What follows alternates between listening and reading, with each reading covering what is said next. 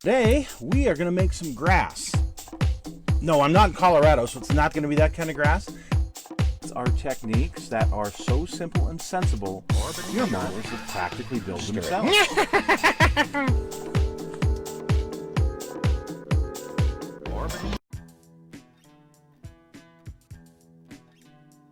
Hello folks, it's Mad Dog Merv. Today, we are going to start on the Pinto Pony Express, which turns out, I think it's a 1979, could be an 80, but looks more like a 1979 Pinto Wagon.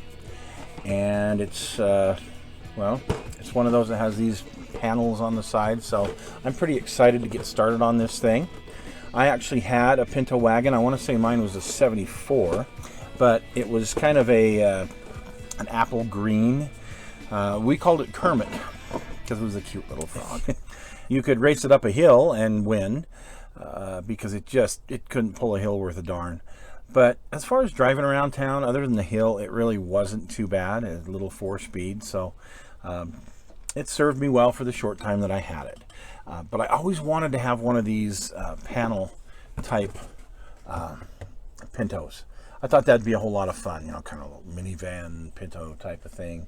You know, something I could take camping and sleep out in. At least that's what I dreamt. Because the back seat does fold forward and has that cargo space back there. So anyway, without further ado, let's get started on our Pinto Pony Express, shall we? So the first thing I'm going to do is get this ready for paint. Because I'm going to use an enamel paint and I want this to have plenty of time to dry. So I'm looking over the body and it's not too bad. I do have a little bit of flash to clean up here and here. And there's the drip rail does come all the way back, not quite all the way back to the end, but there is a little mold line right there that I'm going to remove. So I'm just going to take my fine FlexiPad, I guess that's what they're called, FlexiPads. And I'm just going to remove some of these flash areas here. I've looked at the photos because I can't remember exactly what mine looked like. Exactly. So I've looked at some photos to see what they look like so that I know what does need to come off and what is actually part of the hatchback. So I want to make sure to get all the flash that I can off without removing any of the chrome trim detail, because this actually has quite a bit of chrome trim on it. Back in those days, you still used a lot of chrome, which is kind of neat. Yeah, just a little bit up top here. On this pillar right here that we have to remove. And ooh, got a fly. You got a fly in here. And most of the rest of this I'm just going to remove with my hobby knife. Okay, not all of it, obviously. It does have a vent in the top here that I'm going to open up. I do have to make sure that I get the clear piece off and try it out just to make sure it's going to fit properly. And really, this doesn't have, for as old of a kit as this is, of course it's only been re-released like twice, so I guess, you know, it's not like it's been out forever. I don't expect a ton of flash, I guess is what I'm saying. It's not like they made 100,000 of them or anything like that. I mean, it ran for like a year and then they put it out again a few years later with a different set of decals. And now this is the round 2 that has put this out. So just a quick little cleanup, make sure it's good, and then I'll use a little tack rag to clear off the any dust. And then I'm going to use, for the primer,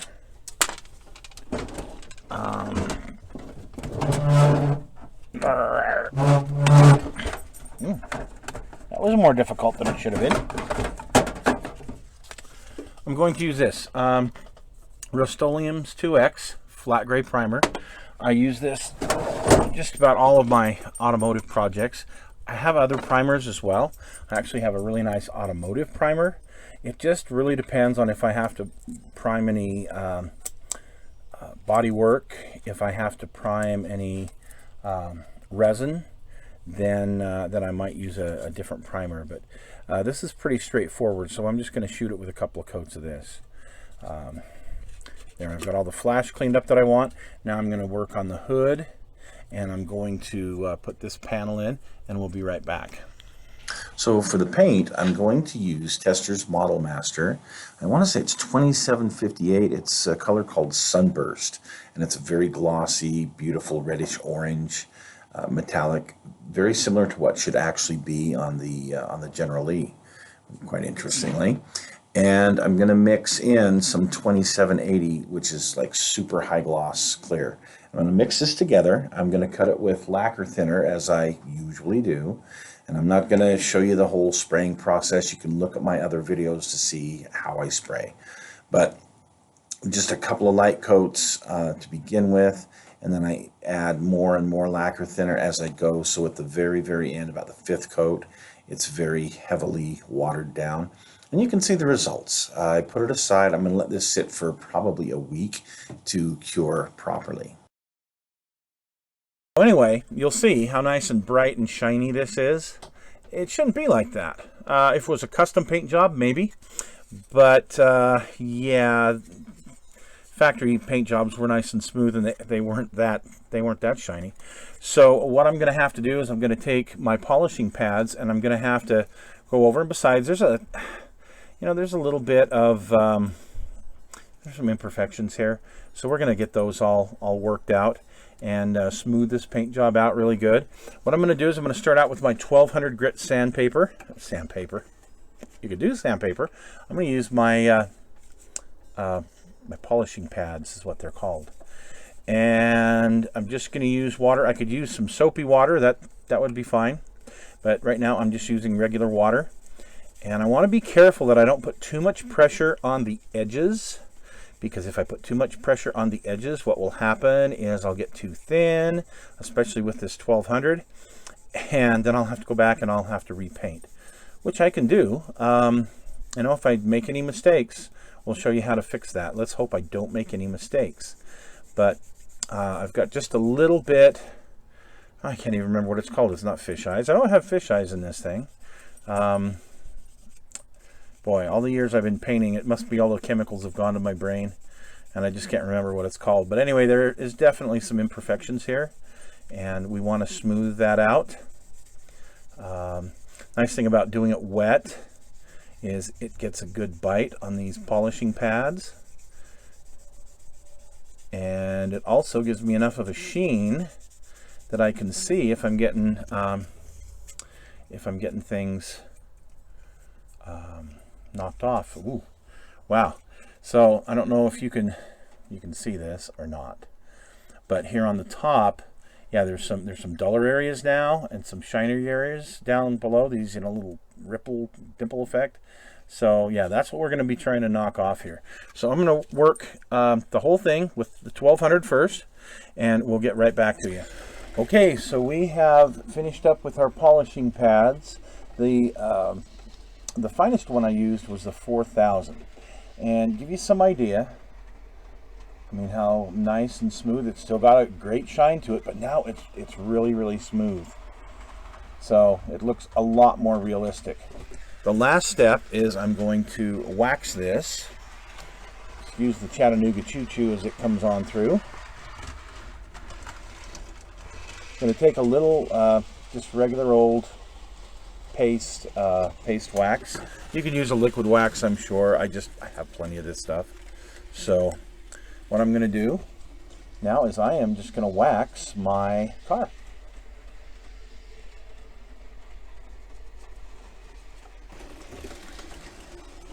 So the Pinto was actually produced from 1971 until 1980, and originally it was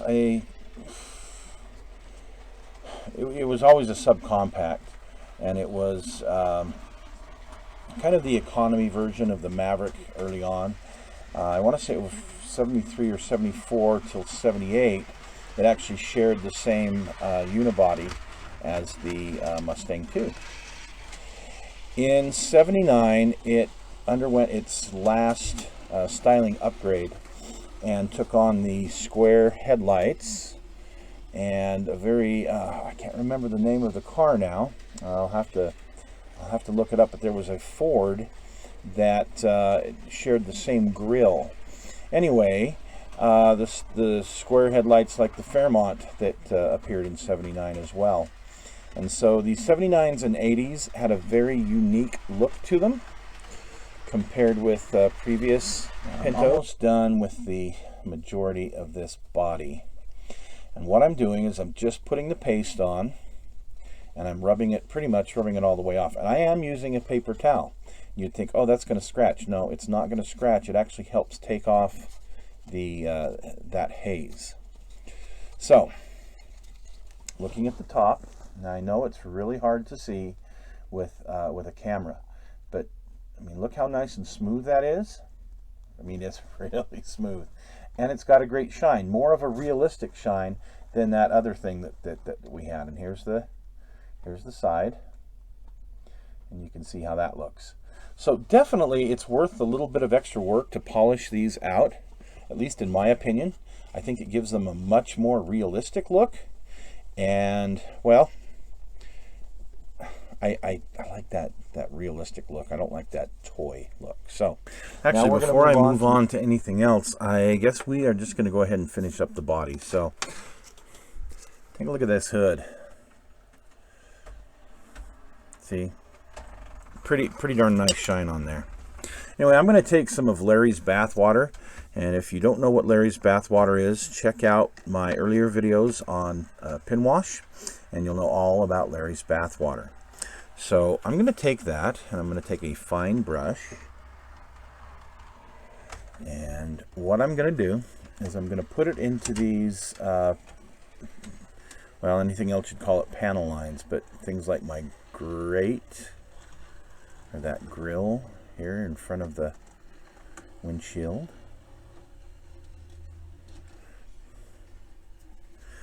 and my door lines. And yes, if I get a little bit out, I can just wipe it right off. It's fine. Everything's good.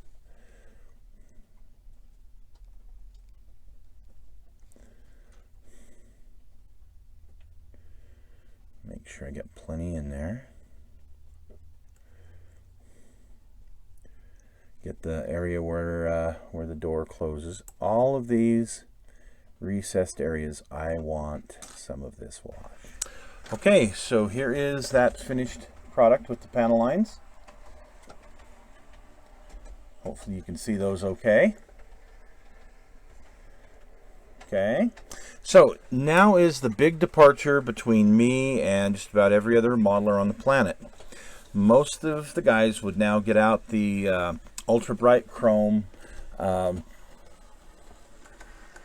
foil, or whatever, and they would start doing all the chrome on this, which, okay, that's fine, because yeah, these parts are chrome.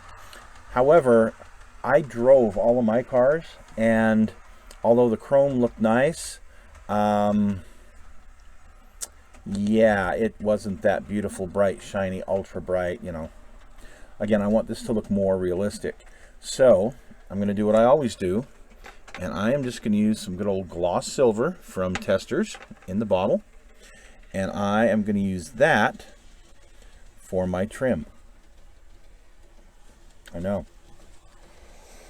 So I start with the windows, and I start painting, and I'm very, very careful with the way I paint.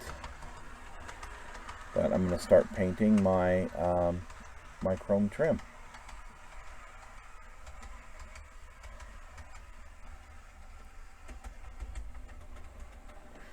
Just give you some idea, because I'm not going to put you through the whole thing. I'm going to just start painting it, and we'll come back and look at it when we're done.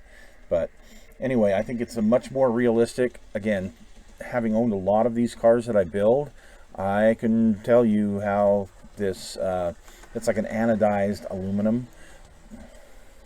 Yeah, it's not this ultra bright chrome that that you get from bare metal foil. So we'll be right back as soon as I'm done with this.